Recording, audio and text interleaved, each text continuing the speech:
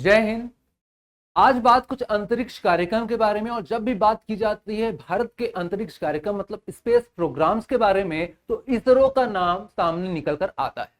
आप किसी एग्जाम की तैयारी करते हैं या नहीं करते हैं, तब भी इन चीजों के बारे में आप लगातार सुनते ही रहते हैं, क्योंकि कई लोग वेब सीरीज का शौक रखते हैं, कई लोग मूवी का शौक रखते हैं, और नोट का, पैसे का शौक तो सभी के पास होता ही है। मंगलयान जो था हमारा 2013 में लॉन्च किया गया था, मिशन मंगल मूवी पर इसके बारे में कुछ दृश्य दिखाए गए थे। और साथ में अभी अभी एक नोट को यहाँ पर हमारे जो सिस्टम से बाहर किया गया है, आरबीआई के द्वारा घोषणा की गई है 2000 के नोटों को बंद करने के लिए। तो उसके पीछे भी एक यान, मंगलयान की तस्वीर हमने देखी थी। तो उम्मीद यही है कि सब लोगों ने इसके बारे में सुना होगा। तो आज कुछ एग्जाम पॉइंट ऑफ व्यू से कुछ बातें हम लोग करने वाले हैं जो आपके एग्जाम के लिए काफी इंपॉर्टेंट हो सकती हैं।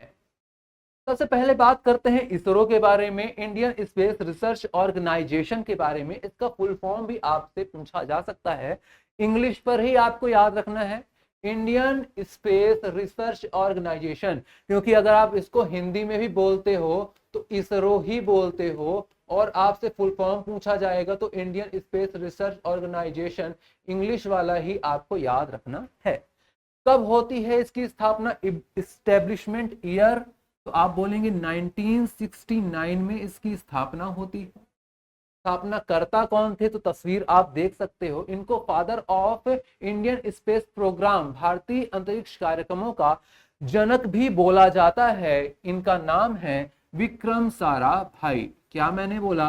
विक्रम साराभाई। इसके बाद हेडक्वार्टर कहाँ है, तो आप बोलेंगे बेंगलुरु, कर्नाटका में इसका हेडक्वार्टर हो जाता है।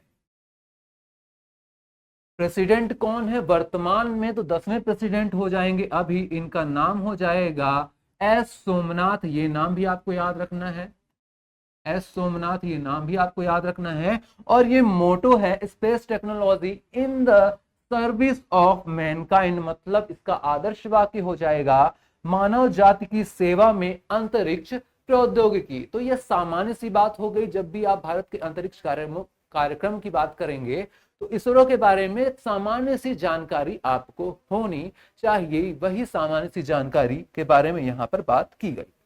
अब आ जाते हैं जो हाल ही में चर्चित रहा बिंदु है, आदित्य 11 मिशन।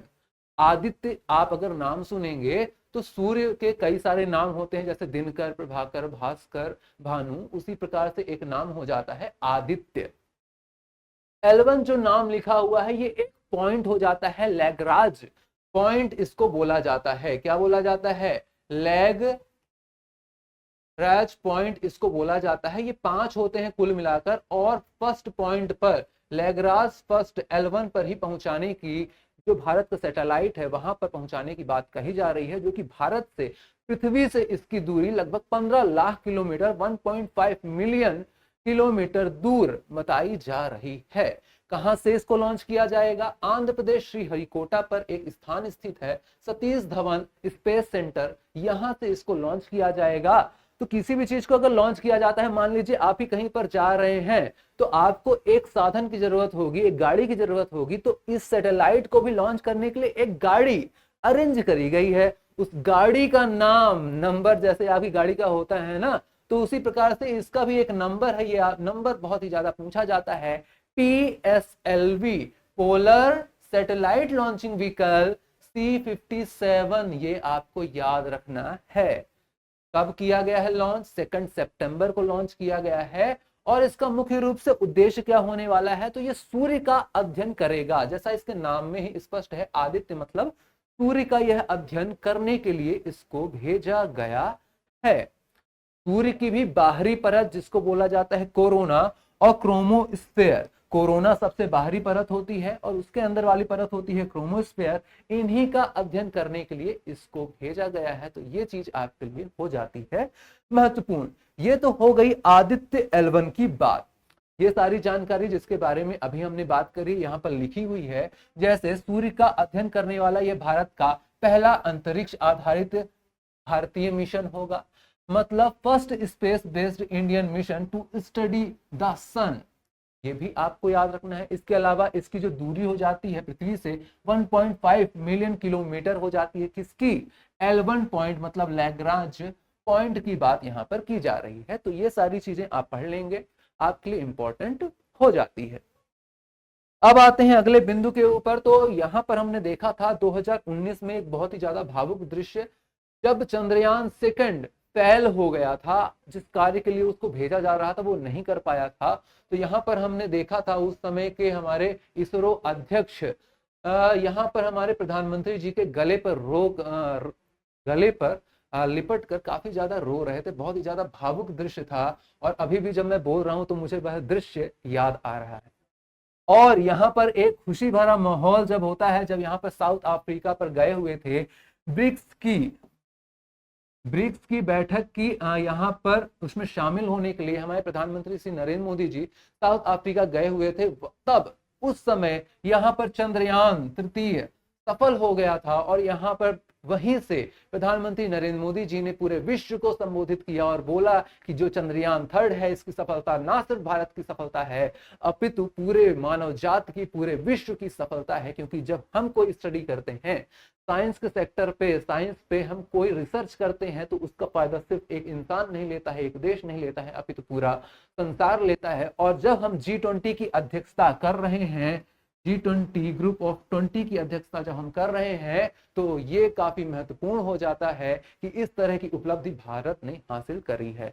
अब कई लोगों का ऐसा भी बोलना है कि सर झंडे पे भी तो चांद होता है। जी हाँ, चांद पे झंडा, और यहाँ पर आप देखेंगे झंडे पे चांद है और यहाँ पर चांद पे झंडा है, तो इन दोनों स्थितियों में कुछ तो फर्क होता है। और ये फर्क सिर्फ कुछ ही लोग समझ सकते हैं, खासकर भारतीय लोग समझ सकते हैं। जो हमारे पड़ोस का एक शांतिप्रिय देश है वह इसका अंतर अच्छे से नहीं समझ सकता है। कोई बात नहीं, आप झंडे पर चांद ही देखिए, आपके लिए वह बहुत ज्यादा खुशी की बात होगी। चंद्रयान मिशन के बारे में बात करते हैं। जो भारत के मिशन रहे थे 3 मिशन, चंद्रयान थर्ड अभी लॉन्च किया गया है, इसका मतलब पहले भी 2 मिशन लॉन्च किए गए रहे होंगे। तो उनके बारे में आइए देख लेते हैं कौन कौन हो जाते हैं। चंद्रयान फर्स्ट मिशन जिसको लॉन्च किया गया था 2008 में, इसकी गाड़ी कौन सी रही थी? इसकी गाड़ी का नंबर याद रखना, PSLV polar satellite launching vehicle C11। 11 काफी शुभ होता है ना। जैसे 101 कहीं पर भी शादियों पर जाते हैं कार्ड के अंदर, पहले तो 11 रुपए से काम चला लिया जाता था, अब 101। अब तो 101 में भी कई लोग खाना देने के पहले भी थोड़ा करते हैं, यार कितना वैसा इंसान है यार, सिर्फ 101 दे रहा है। कोई नहीं है, 501 कर लीजिए, 1001 कर लीजिए, 2001 कर लीजिए, लेकिन यहाँ पर 11 भी काफी शुभ होता है और वहीं से शुरुआत की गई थी चंद्रयान फर्स्ट की 11 से। यहाँ पर 11 है, यहाँ पर 1 है, आप याद रख सकते हैं। चंद्रयान सेकंड ये फेल हो गया था, जिस कार्य के लिए इसको भेजा गया था वह पूरा नहीं कर पाया था। इसी कारण से जरूरत पड़ी है चंद्रयान थर्ड की। इसको कब किया गया था लॉन्च? 2019 में जुलाई पे, 22 जुलाई 2019, और फर्स्ट मिशन 22 अक्टूबर। डेट भी आप याद रख सकते हैं, लेकिन पहले मैं यही रिकमेंड करूंगा कि आप पहले तो ईयर याद करिए। जब ईयर आपको अच्छे से याद हो जाए तब फिर आप डेट की तरफ आगे बढ़िएगा। 22 जुलाई 2019 को लॉन्च किया गया था चंद्रयान सेकंड, और जुलाई पर ही 14 जुलाई 2023 को चंद्रयान थर्ड को लॉन्च किया गया है। तो ये बात भी आपको याद रखनी है। रॉकेट, इसकी गाड़ी कौन सी थी? यहां पर चंद्रयान सेकंड की गाड़ी का नाम था, लॉन्चिंग व्हीकल का नाम था GSLV, geosynchronous satellite launching vehicle mark third, और वही यहां पर नाम परिवर्तित करके उसी का LVM3M4 कर दिया गया है। तो ये सारी चीजें आपको याद रखनी है, आप स्क्रीनशॉट भी ले सकते हैं। अब देखते हैं नेक्स्ट पॉइंट जो है, अब सिर्फ चंद्रयान थर्ड के बारे में बात करते हैं। तो आपको याद रखना है कि अंतरिक्ष केंद्र, कौन सा अंतरिक्ष केंद्र? श्रीहरिकोटा सतीश धवन अंतरिक्ष केंद्र से ही इसको लॉन्च किया गया है, जो कि स्थित है आंध्र प्रदेश पर। कब लॉन्च किया गया है? तो आप बोलेंगे 14 जुलाई को लॉन्च किया गया है। सैटेलाइट लॉन्चिंग व्हीकल के बारे में हमने बात कर ली है, LVM3M4। पहुंचा कब है, लैंड कब हुआ है? तो 23 अगस्त को लैंड हुआ था। ये तो भारत का था, और इसी के साथ एक और लैंड होने वाला था 2 दिन पहले ही। लूना 25 जो कि रशिया का था, वो क्रैश हो गया था, अपना काम सक्सेसफुली पूरा नहीं कर पाया था। उसके बारे में भी आगे बात की जाएगी। तो ये आपको याद रखना है कि यहाँ पर लैंडिंग की तारीख को space day, national space day के रूप में भी अब हम बोलेंगे। तो ये भी आपको याद रखना है, 23 अगस्त को क्या मनाया जाएगा, स्पेस डे मनाया जाएगा। बोलो हाँ। ऑब्जेक्टिव क्या होने वाला है, उद्देश्य क्या होने वाला है, तो कुल मिलाकर जो रोवर है उसको जमीन पर उतारा जाएगा, चंद्रमा की सतह पर उतारा जाएगा, वहां से वह सैंपल लेगा, अध्ययन करेगा, पानी और भी जो मिनरल्स हैं, खनिज हैं, उनका अध्ययन करके बताएगा हमें क्या क्या वहां पर चंद्रमा पर उपलब्ध है। तो कुल मिलाकर अध्ययन के लिए चंद्रमा पर यहाँ पर इसको भेजा गया है, चंद्रयान 3 इस मिशन का नाम हो जाता है। और उसके साथ पर यहाँ पर सुरक्षित रूप से जो भी चीजें हम भेज पा रहे हैं, अभी तो हमने जो भेजा है एक तरीके से मिसाइल के रूप में हम भेजा है, रॉकेट से भेजा है, अच्छे से जो भी इंस्ट्रूमेंट हमने भेजे हैं पहुंच जाएं, इसके लिए जरूरत होती है लैंडर की। तो लैंडर आपको पता ही है, जो भी एरोप्लेन होता है लैंड करता है, आराम से उतरता है, और इसीलिए यहाँ पर सॉफ्ट लैंडिंग के लिए ही यहाँ पर भेजा गया है लैंडर मिशन। और लैंडर का नाम क्या हो जाता है, विक्रम। किसके नाम पर, विक्रम मूवी वाले कमल हसन के नाम पर नहीं है, विक्रम साराभाई के नाम पर है। आपको अच्छे से याद रखना है, कंफ्यूज मत हो जाना कि सर हमने तो विक्रम मूवी भी देखी है। मूवी जरूर देखी है, अच्छी बात है, लेकिन यहाँ पर बात की जा रही है स्पेस प्रोग्राम्स के बारे में। प्रज्ञान, देखिए ये हो जाता है लैंडर, लैंडर से होगी ऐसी सीढ़ी निकलेगी, सीढ़ी से निकलेगा ये 6 पहियों वाला, इसका नाम हो जाएगा प्रज्ञान रोवर। और ये एक प्रकार से गाड़ी ही है और कुछ नहीं है, जो कि उतरेगी चंद्रमा की सतह पर, सैंपल इकट्ठा करके रिसर्च करेगी और यहाँ पर जो भी डेटा प्राप्त करेगी वो हमें बताएगी, और जिससे सारी रिसर्च एंड स्टडीज होने वाली हैं। ये आपको याद रखना है। जहां पर भी ये लैंडर उतरा है, लैंड किया है, उस पॉइंट को क्या बोला गया है, उस पॉइंट को बोला गया शिव शक्ति पॉइंट, ये भी आपको याद रखना है। और जहां पर चंद्रयान सेकंड फेल हुआ था, जहां पर उसकी छाप है, उसको बोला गया है तिरंगा पॉइंट, ये भी आपको याद रखना है। तिरंगा बिंदु एक हो गया और एक बिंदु हो गया शिव शक्ति, ये दोनों बिंदु आपको याद रखने हैं अच्छे से। और अभी अभी की न्यूज है कि यहाँ पर जो प्रज्ञान रोवर है उसने अपना काम खत्म कर लिया है और अब वह सेफली अपने जगह पर बैठ गया है। जब हम इसको रिकॉर्ड कर रहे हैं 4 सितंबर की तारीख है, तब ऐसा यहाँ पर हो चुका है इसरो के द्वारा, आप ये चीज याद रखेंगे। नेक्स्ट पॉइंट कि भारत का जो ये चंद्रयान 3 मिशन था क्यों इतना ज्यादा महत्वपूर्ण हो जाता है, क्यों इसके सफल होने पर हम इतना ज्यादा खुश हो रहे हैं, पूरे विश्व भर में हम अपना परचम लहरा रहे हैं, क्योंकि भारत, जी हाँ अच्छे से नोट करिएगा, भारत चंद्रमा के दक्षिणी ध्रुव पर, साउथ पोल पर पहुंचने वाला पहला देश हो गया है और चंद्रमा की धरती पर उतरने वाला कुल मिलाकर चौथा देश हो गया है। ये भी आपको याद रखना है। भारत से पहले 3 देश, रशिया का लूना, यूएस का अपोलो और चीन का चांग ई, ये सीरीज उतर चुकी हैं चंद्रमा पर। और अभी अभी आपने ये भी देखा है कि जब भारत का चंद्रयान 3 पहुंचने वाला था चंद्रमा पर, उसी के साथ पे यहाँ पर लूना 25 भी निकला था 10 अगस्त को, और ये 21 तारीख को ही पहुंच जाने वाला था। मतलब भारत तो पहुंचा है 23 तारीख को, 2 दिन पहले ही पहुंच जाने वाला था, लेकिन 19 तारीख को ही ये क्रैश कर गया। लूना 25 की हम बात कर रहे हैं, जो कि हो जाता है रूस का, रशिया का हो जाता है। लेकिन भारत का जो स्पेस सैटेलाइट था, जो चंद्रयान 3 था, तो वो 14 जुलाई को निकलता है और 23 अगस्त को सक्सेसफुली पहुंच जाता है, लैंड कर जाता है चंद्रमा की धरती पर। तो ये भी आपको याद रखना है। यहाँ पर लिखा भी हुआ है कि चंद्रमा पर पहुंचने वाला भारत चौथा देश है, 4th कंट्री। उसके पहले रशिया, यूएस, चीन पहुंच चुके हैं।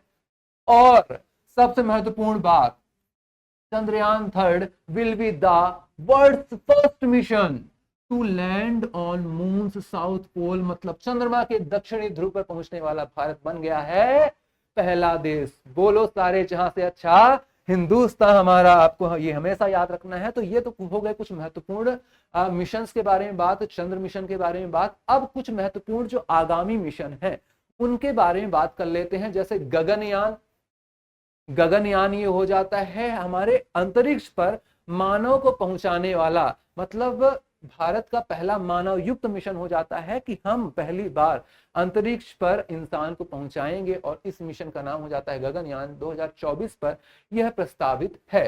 शुक्रयान, जो कि वेनस मतलब शुक्र के वायुमंडल का अध्ययन करने के लिए भेजा जाएगा, 2024 में इसको भेजा जाएगा।